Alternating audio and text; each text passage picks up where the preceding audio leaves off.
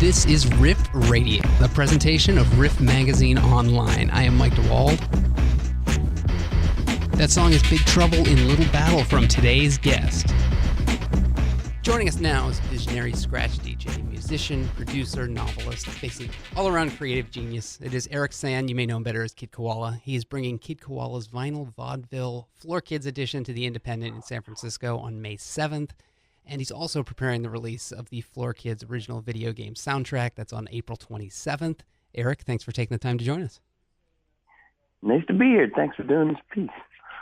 Now, as I mentioned in the intro, you have so many different creative outlets for your work between music and art and technology, and you've really been able to find a way to combine all these avenues, kind of mix them all together. Have you always had the creative drive to kind of push the boundaries and create something new and kind of find new ways to of just being creative? Yeah, I think I'm pretty restless by nature. Like, but I more than anything, I actually just see it as all connected somehow. You know, sometimes in hindsight it makes more sense, but yeah, I mean the idea of visuals or comic books or narratives and music being on an album or music being in a film, you know, those are sort of cousins already, but then the approach to making it just depends on what the context is, you know. So for me, making music for a video game about B-boy and B-girl breakdance battles is a perfect catalyst for me to just get into making some tracks that can also work in a live situation, that can also work in a real break battle, you know. But I guess when the project was introduced to me, I was just kind of like, yeah, this would be a fun outlet to just dig into it.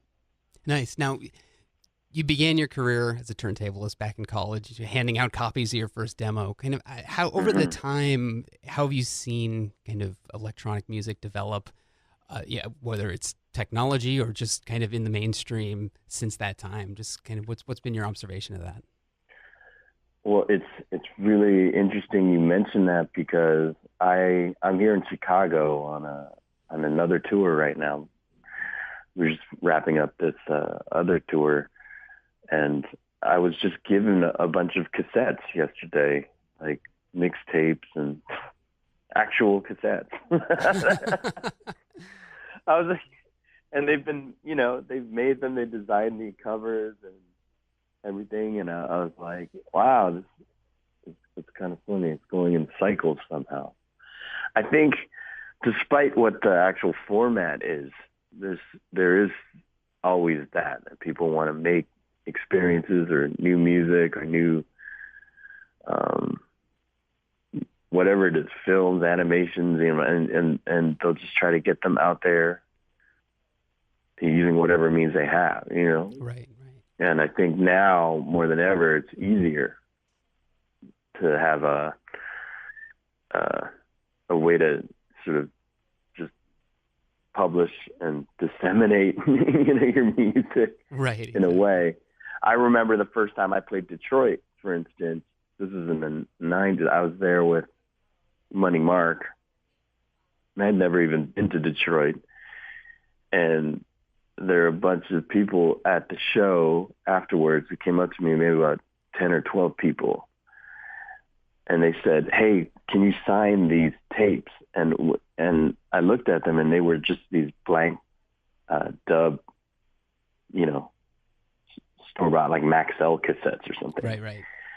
And I said, what is this? And they said, oh, this is a copy of your tape of Scratch, Crash, Rat Jack. Oh, wow. And I said, oh, wow, how did you get that? Because we had them on tour, but prior to that, it was just in Montreal, like at a few, you know, local record shops. And they told me, well, a friend of mine was visiting Montreal. I went into a record shop, bought your tape, liked it so much that he decided to buy a blank tape, make a copy of it, put it in the mail, and mail it to Detroit so that I could hear it. And then when I heard it, I liked it so much that I actually made a bunch of different copies and gave it to all my friends. Now we're all here at the show.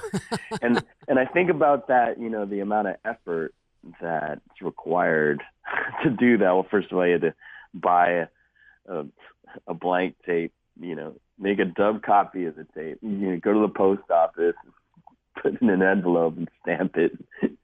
And then that person in turn had to, you know, make another copy, and it kind of, you know, caught on that way, like a real grassroots kind of way. Right. And I just felt very, you know, honored that someone like thought that their friends would like it enough to just, you know, kind of say, hey, you have to check this out.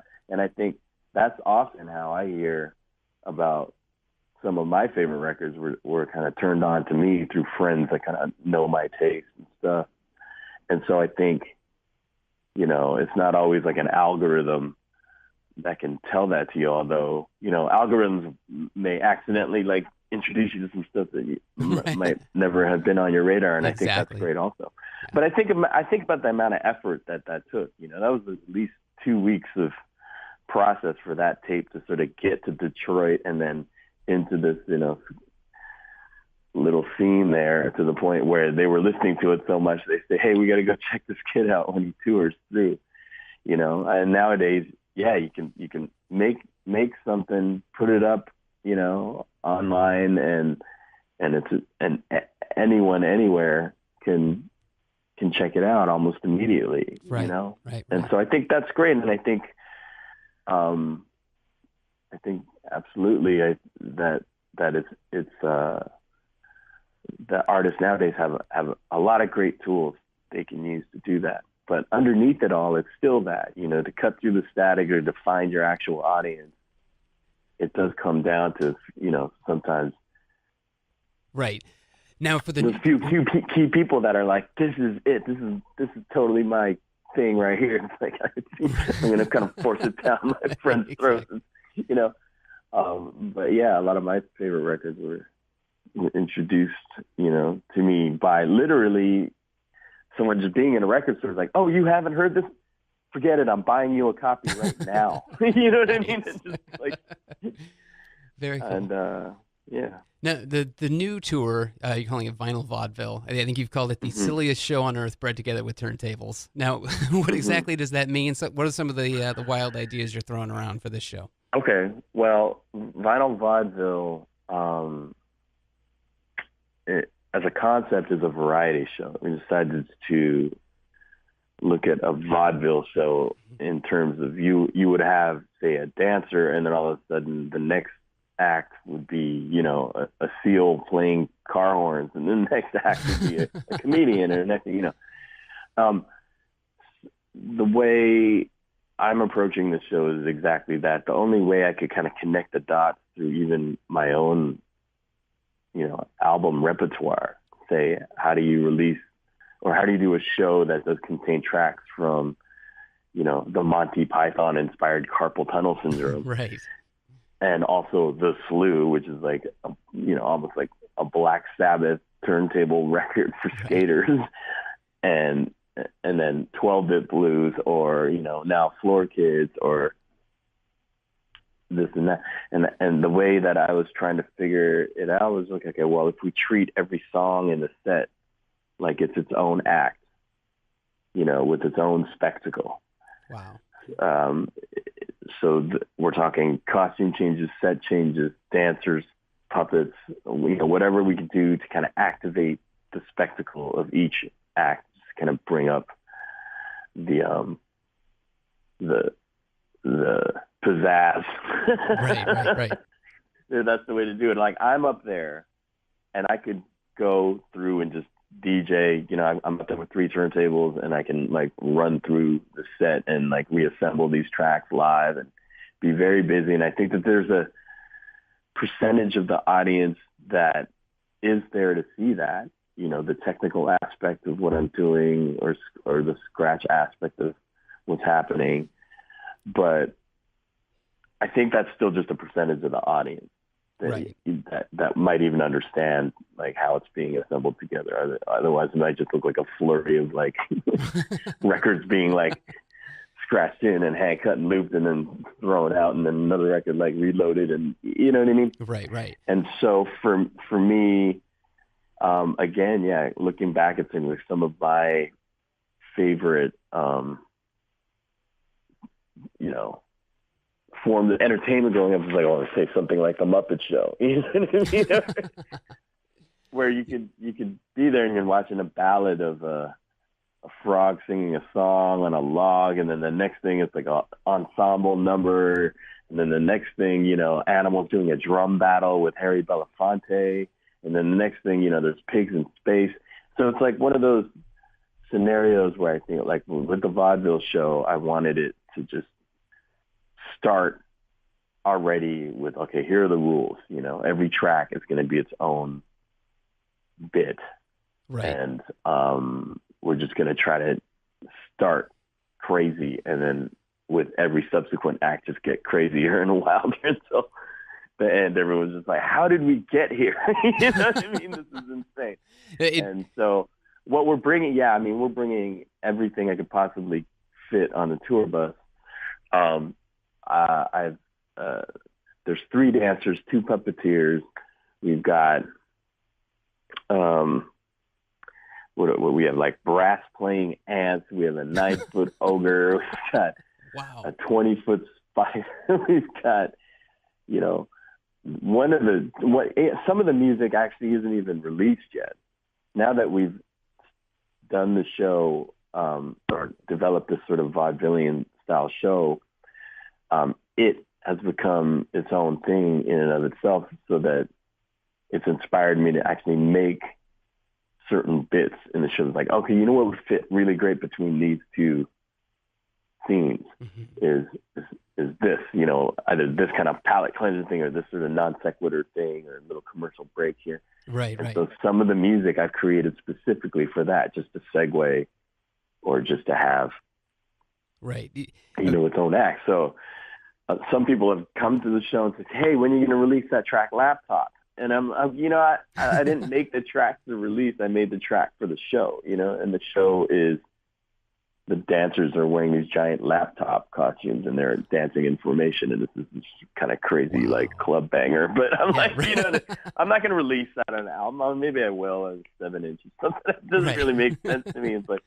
the context of it was that it was supposed to be experience, at this show. Yeah, it was sort of going to be my next question. I mean, in terms of the live experience, it sounds like you're really kind of making each show its own unique experience. I mean, do you leave yourself room for kind of improvisation or kind of whatever happens kind of thing? Oh, absolutely. Yeah, I love shows that do that, where just as a performer. I mean, even on a tour. I mean, this one's relatively short, like 18 cities, but there's the fear of, for me at least, having toured for a couple decades now, is just that you don't want to go into autopilot ever. You want to just make sure you're there and realize you're there and you're in that city. The first show left me euphonium this fall, where we're shooting a live film with 5 cameras and a string quartet, me on turntable and piano, and we have, this, 20 miniature sets where the story takes place in the city. We'll localize that city. Nice. Wherever we are, we'll kind of redesign some of the set pieces so that where we are is where we are, and everyone knows. In the audience will know. It's like, hey, the show that we're seeing here in Taipei, it's not the one they did in Mexico 2 months ago, or the one they did in London like last year. It's constantly leaving it open to expand and develop. It's like, when we always take notes after every show. It's like, okay, how do we make that fit? Either rock harder or be funnier or be more melancholy, whatever the emotional like beat is we're trying to hit with whatever scene in that show, or even with vaudeville. It's like, okay, how do we make this the the coolest version of itself that it could be. Right. So I'm always like that. I love that X factor of knowing that every show, even on these 18 city tour, will be unique to the extent that, it's not just the people on stage that make a party happen. It has to be everybody in the room. The audience absolutely is a huge part of it for me. So, I mean, I'm here in Chicago. We're doing satellite turntable orchestra shows where everybody in the audience has a turntable station, and we have color-coded harmony vinyl for them to play, and we're cueing them with lights, kind of like in sections of the orchestra. Oh, wow. And they create like an ambient vinyl orchestra bed of sound to create the dynamics of the music. And it's true, like every time we do the show, depending on how the audience plays will affect, the final outcome or energy of the song. And sometimes it's really focused and like, the tracks have that kind of urgency, that's like kind of bated breath.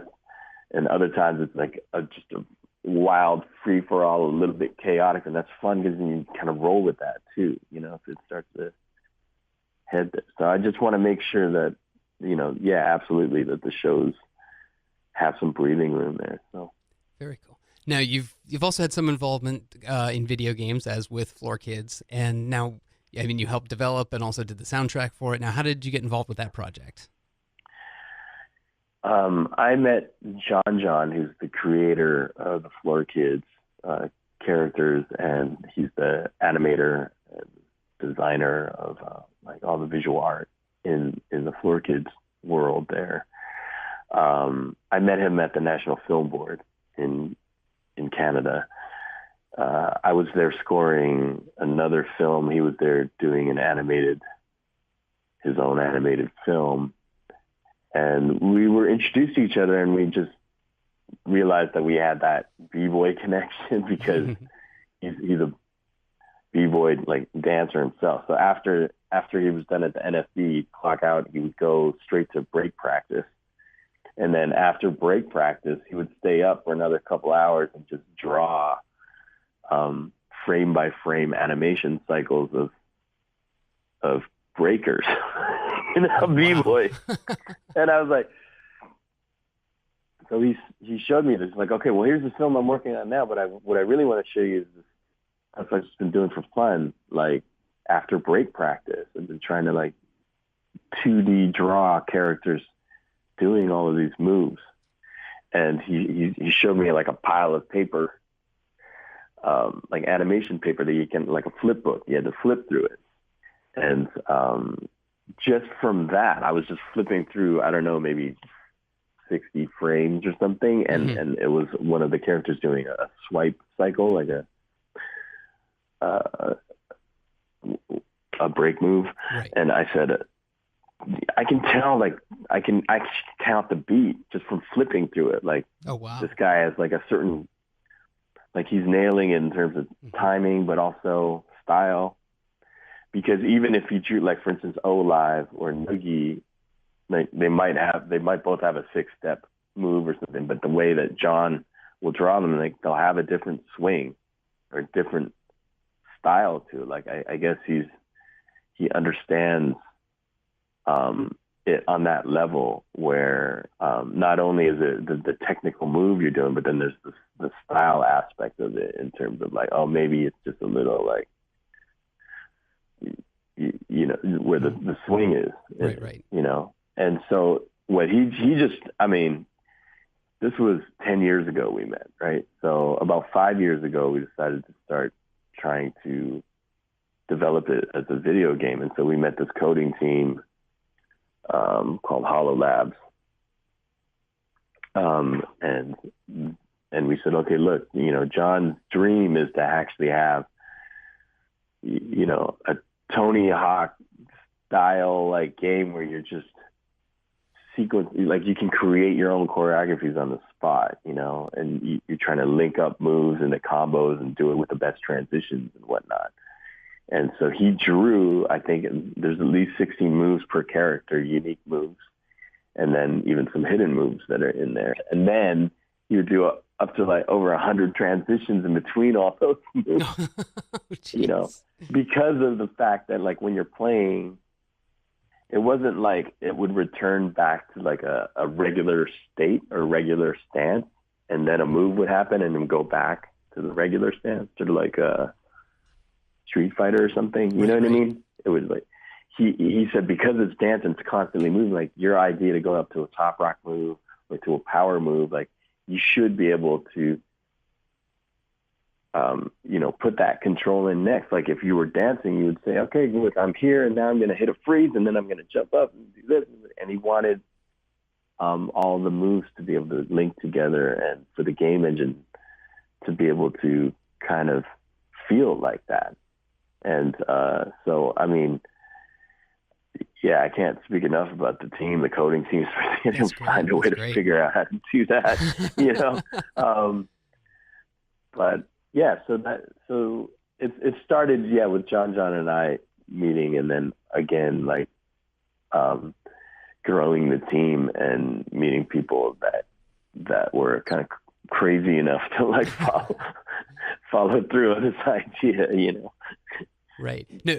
Now, along with the video game soundtrack, you've also worked on film scores for movies like Baby Driver and The Great Gatsby. Now, when you're creating music for projects like those, how do those differ from creating your own music? I mean, are you going in with a different mindset? Like, how does that work? Oh yeah, I mean, sure. You're dealing with film score work is you know, the music is definitely a part of it, but it's also you know, your job is to try to make sure that it hits that emotional beat in that scene that the director is going for. So it's very much collaborative that way, you know, work in a vacuum on that, you know.